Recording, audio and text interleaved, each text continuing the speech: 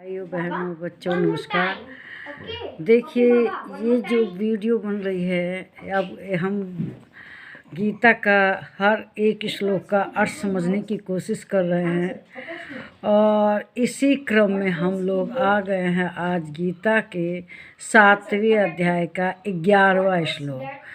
तो आप तो जानते ही हैं ये गीता के उपदेश श्लोक ही नहीं है जो इस समय चल रहा है।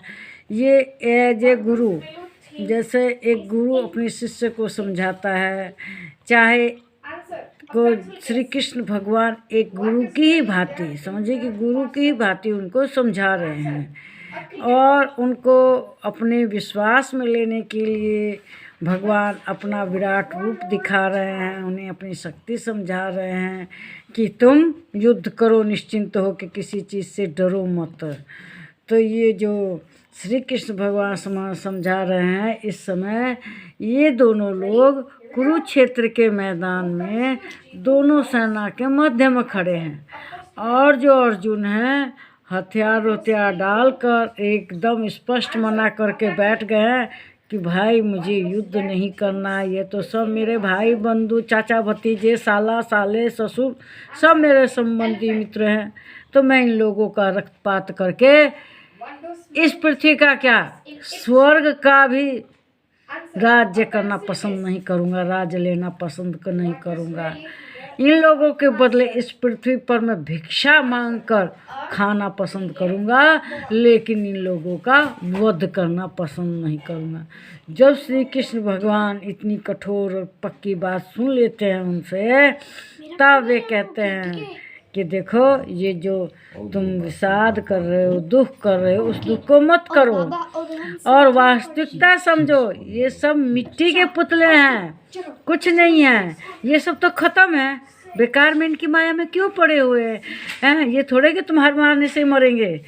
तो वही अब श्री कृष्ण भगवान गीता के 11वें श्लोक में कह रहे हैं कि 11वां श्लोक है, अध्याय 7 है। बलम बलवताम चाहम कामराग विवर्जतम धर्मा विरुद्धो भूतेषु कामोऽस्मि भरतर्षभ।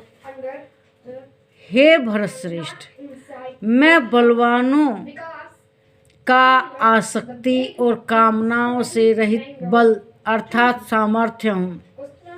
ऐसे हैं जो आदमी कामनाएं करना छोड़ दे, ऐसा करना मुश्किल है।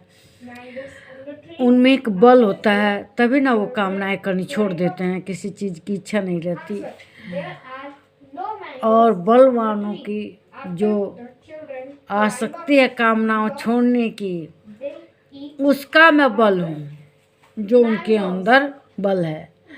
फिर सब भूतों में जो भी इस ब्रह्मांड में जितनी भी चीज़ें जो कुछ भी है धर्म के अनुकूल है अर्थात शास्त्र अनुकूल है, वह काम हूँ मैं। ऐसा काम ना हूँ, काम का तो मतलब योग विरुद्ध करता है, आदमी को कामी नहीं होना चाहिए।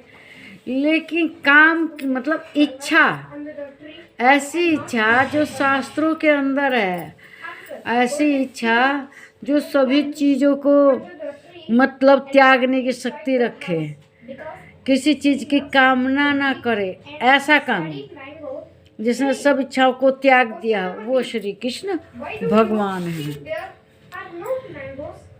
तो वही कहते हैं बलवानों का बल है श्री कृष्ण भगवान। कामनाओं राग से मुक्त जो है, ऐसे काम जिसने सब कामनाओं को त्याग दिया है, ऐसे हैं उनको जो उनके अंदर बल आता है, शक्ति आती है, वो बल हैं। और जो कामनाओं को त्याग देता है, नहीं कामना में दिन रात लगा रहता है, उन्हें पूर्ति करने में लगा रहता है, तो उनकी शक्ति क्षीण हो जाती है।